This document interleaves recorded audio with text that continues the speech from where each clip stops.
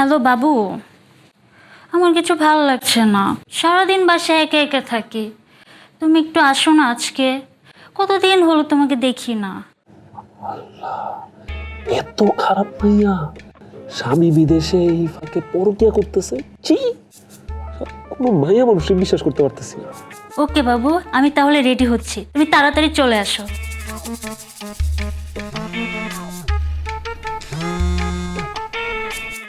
ভাই ব্রেকআপ করু, আপডেট কি বলেন? আপডেট খুব মর্মান্তিক ভাই, খুব মর্মান্তিক। এক ছাদের নিচে থাইকাও বউ কন্ট্রোল করতে পারলেন না, ও তো পরকিয়া করে। এখন শুনেন, কালকে সকালে প্রথম ফ্লাইটে তাড়াতাড়ি আইসা বউয়ের আঁচলটা ধরেন, নাহলে কিন্তু শাড়ির আঁচল ধরার জন্য শাড়ি পাইবেন না। এটা কি শোনাইলেন ভাই? আমার বউ এখন কি করতেছে?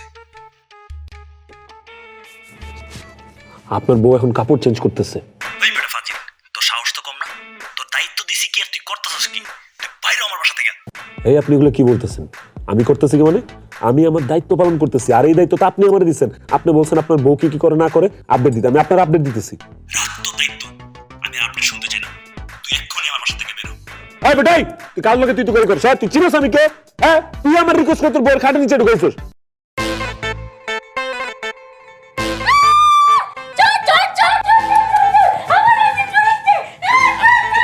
আর চল না।